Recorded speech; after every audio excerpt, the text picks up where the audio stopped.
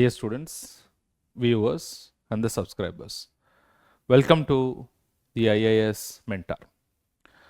You are watching lecture number 85 in the series Indian Polity, and in this lecture we are not going to discuss any topic, but you are going to take up the practice questions for discussion.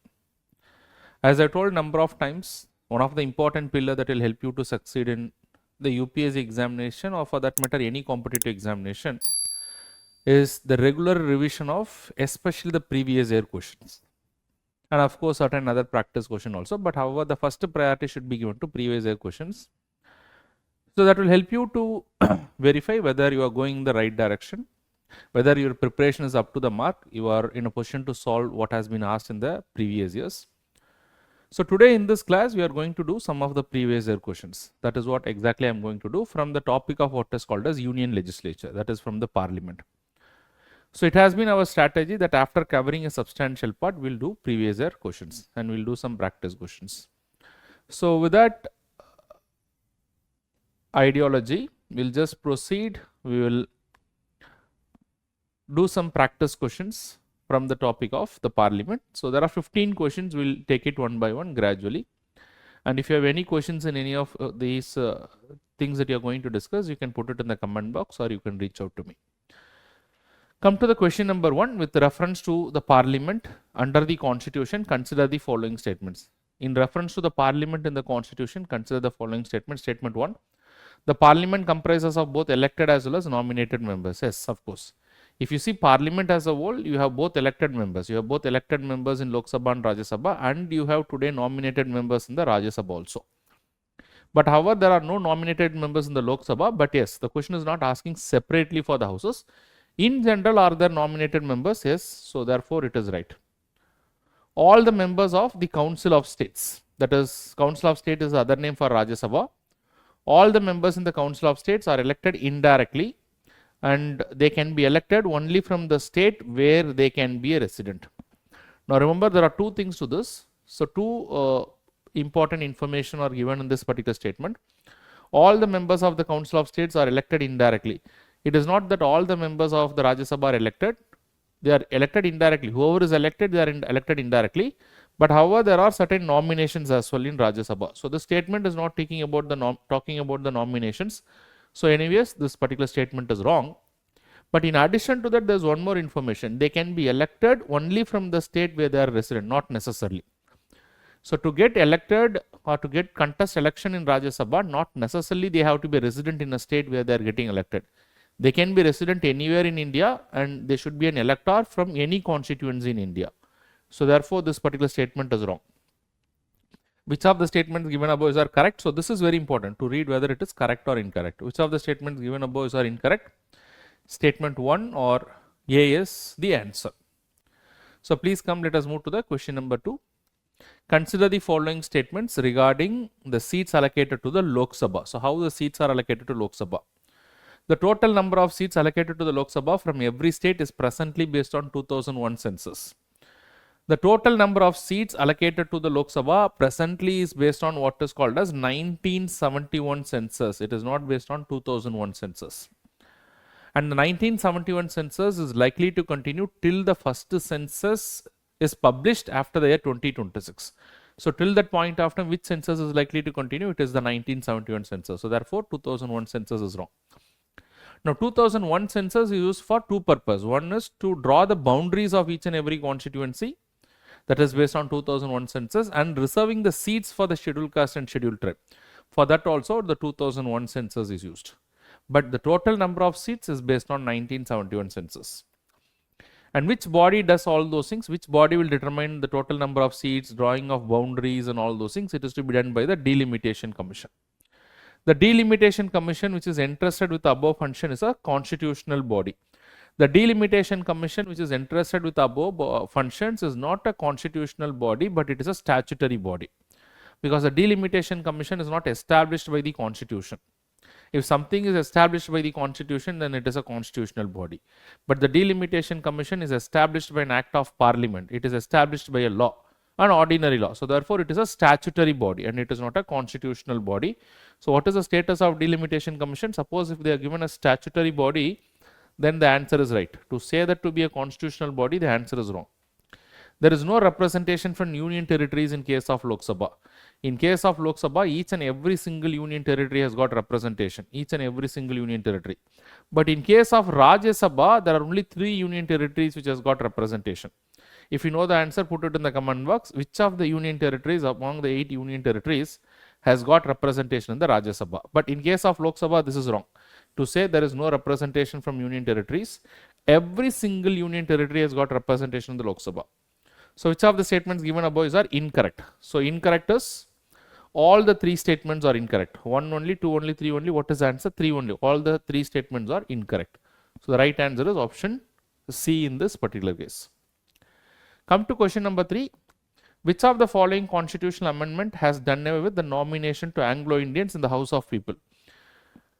If you look into the original constitution allows 2 members from the Anglo-Indian community to be nominated to the Lok Sabha.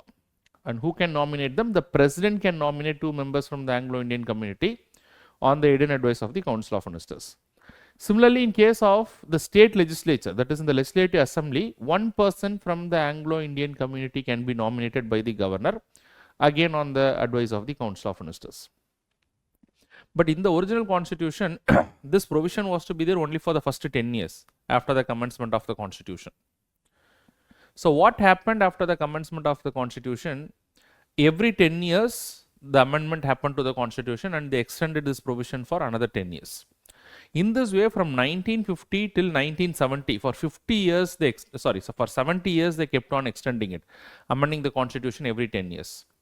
But in the year 2019, by the 104th Constitutional Amendment Act, when the constitution was amended, they did not give extension to the Anglo-Indian nomination. So presently, there is no possibility of Anglo-Indian nomination either in the Lok Sabha or in the Legislative Assembly of the states. And by which constitutional amendment it has been done away with? It was done away with the 104th Constitutional Amendment Act in the year 2019. So please remember the amendment, recent amendment, so therefore it becomes very important. Come to the next question. Which of the following majority? It is very important. There are a lot of majorities in the constitution. So try to remember all these majorities. For what purpose, what majority is required? It itself is an important area where the questions may be asked.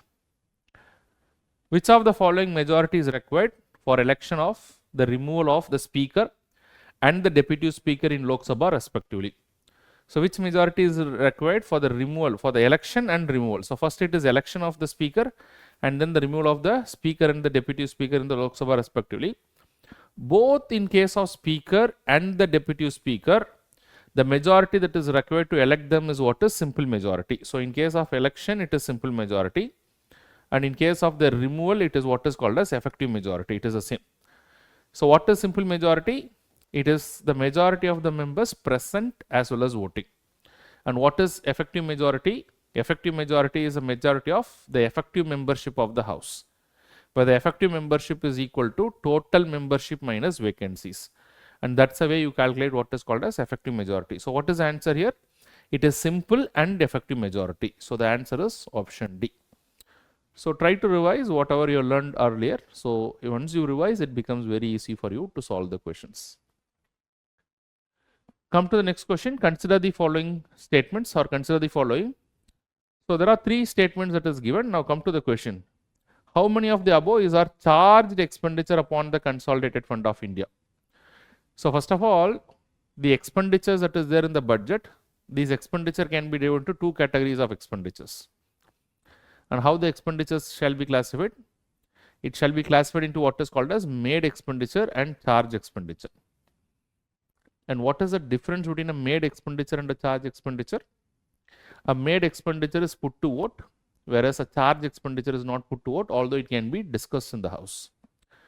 So how do we know what is a charge expenditure? This is given in Article 112 of the Constitution, which talks about the annual financial statement.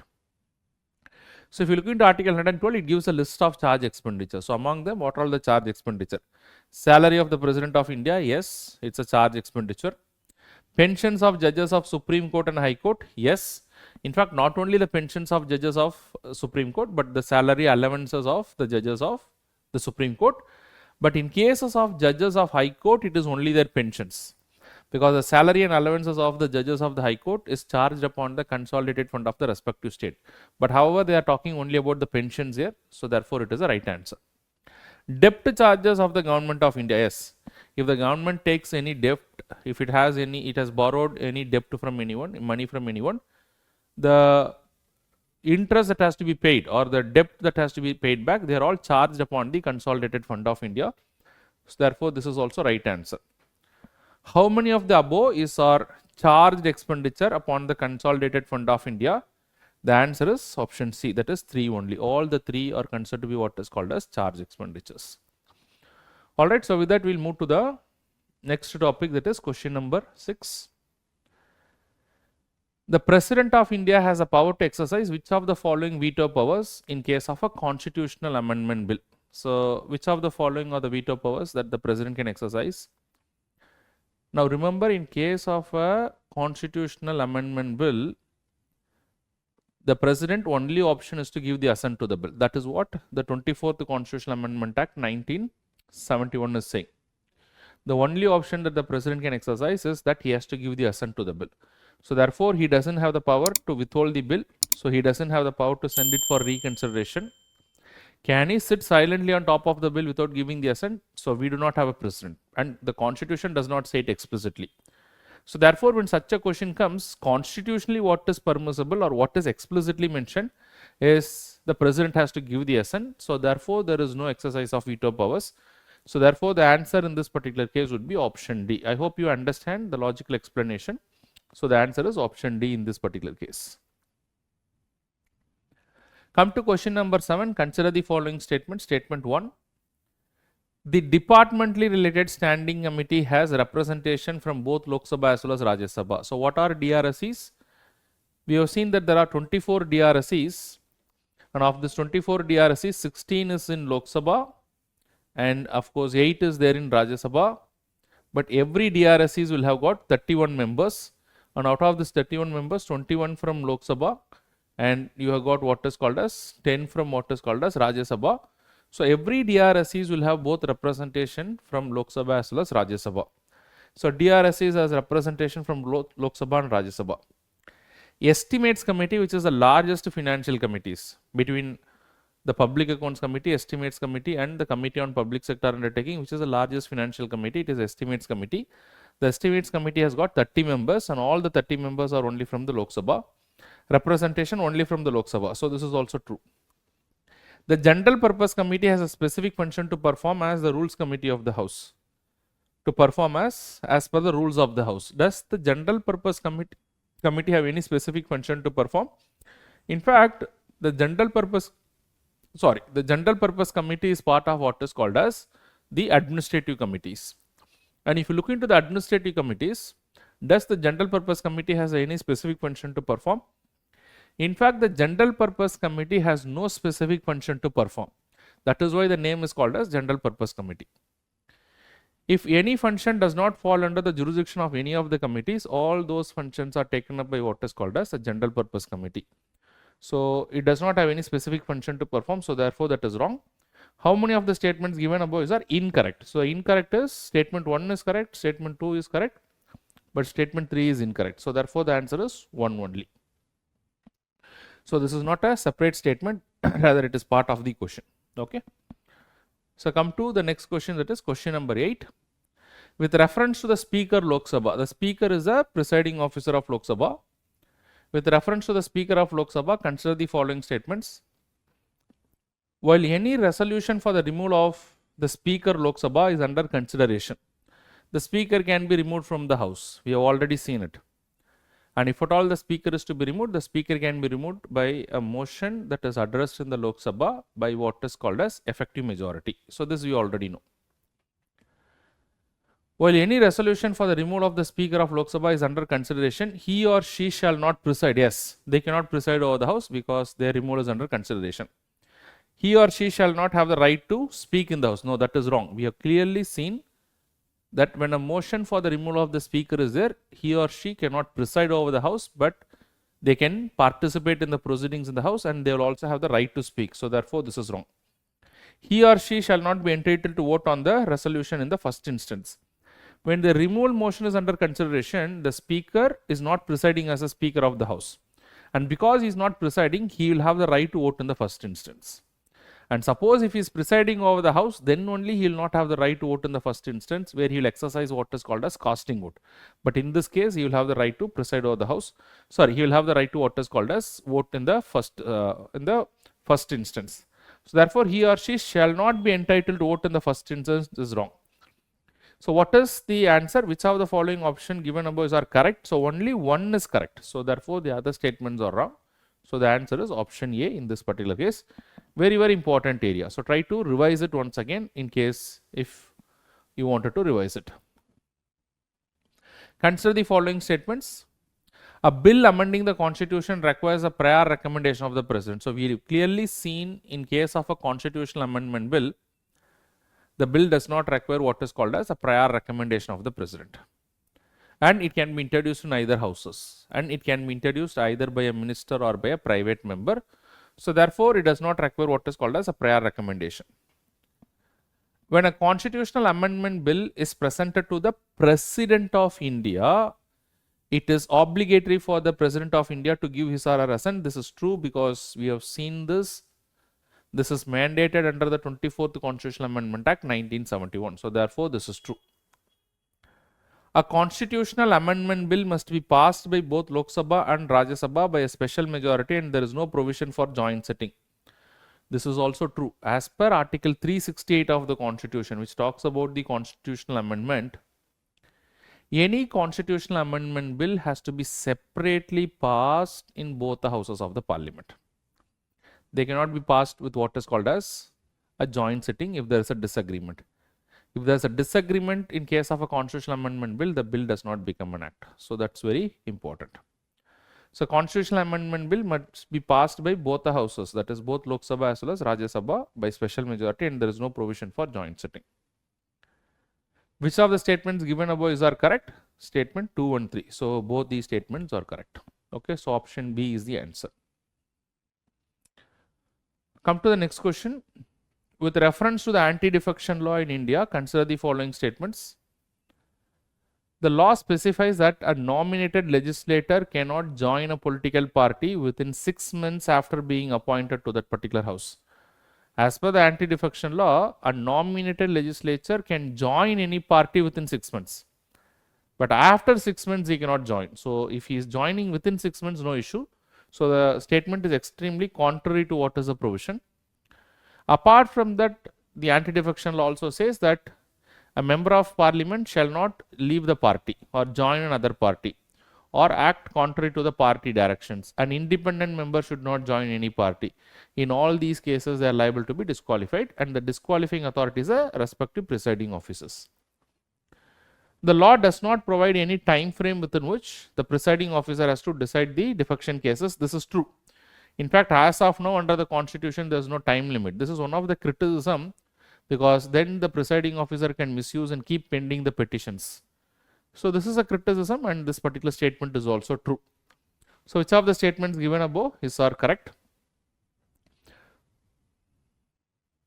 So the answer is option 1. Sorry, which of the following statements are correct?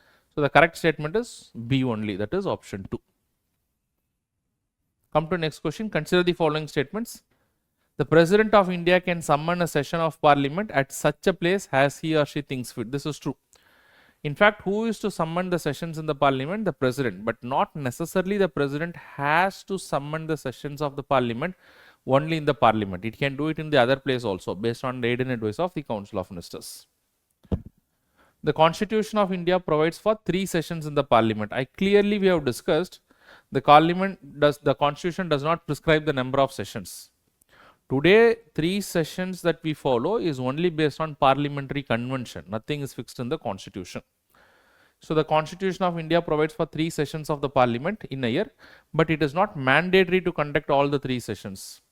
So first of all, the statement is wrong, because it is saying 3 sessions. So there is no such thing in the Constitution. There is no minimum number of days that the Parliament is required to meet. That is also true. The Constitution does not prescribe that the minimum number of days in which the Parliament has to be in session. So that is, therefore, it is not a requirement. So there is no minimum number of days that the Parliament is required to meet. So this is true. Which of the statements given above is are correct? If you see the correct statement, statement 2 is wrong, statement 1 and 3 is correct. So the answer is option C. C, that is 1 and 3 only is the right answer. Come to the next question. Consider the following statements. In the election for the Lok Sabha or the state assembly, if the election happens to the Lok Sabha or the state assembly, the winning candidate must get at least 50% of the votes polled to be declared elected. So when you say that the winning candidate should get at least 50% of the votes to get elected, it is not 50% vote is required. So what is required is only that they have to get what is called as the more number of votes than the other candidates, because the election is based on the principle of what is called as first past the post system. First past the post system. So therefore, they don't have to take maximum number of votes or 50% votes, they have to get more number of votes than the other candidates. So this is the principle that is followed both in election to Lok Sabha as well as the state assembly. According to the provisions laid down in the Constitution of India, in Lok Sabha, the speaker goes to the majority party and the deputy speaker goes to the opposition party. The problem here is, according to the provisions laid down in the Constitution, so the Constitution does not say anything in this regard. The only qualification that is given in the Constitution to become a speaker is that they should be a member of that particular house. And same is the condition or the qualification that is required to become a deputy speaker. So anybody who is having the majority, they can get elected. But today, it is just a parliamentary conventional practice, nothing more than that. That the post of speaker is going to the ruling party. So because anyways the ruling party is having the majority, that is not a convention, so they will get elected the speaker. But the post of the deputy speaker can also be elected from the ruling party, but a parliamentary convention is followed from the 11th Lok Sabha. From 11th Lok Sabha, we are following this parliamentary convention where the post of the deputy speaker is given to the opposition party. But it is not mentioned in the Constitution. So therefore, this particular statement is also wrong. So which of the statements given above is are correct? So when you say which of the statements given above is are correct, the correct statement is neither 1 nor 2.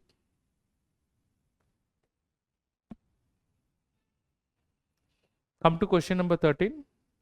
The Parliament of India exercises control over the functions of the Council of Ministers. How do you think the Parliament can have control over the Council of Ministers?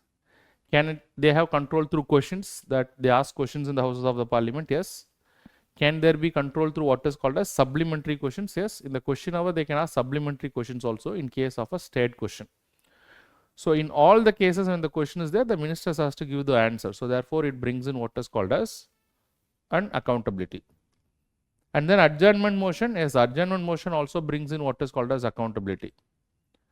In case of adjournment motion, what happens? That a serious discussion happens, a lengthy discussion happens.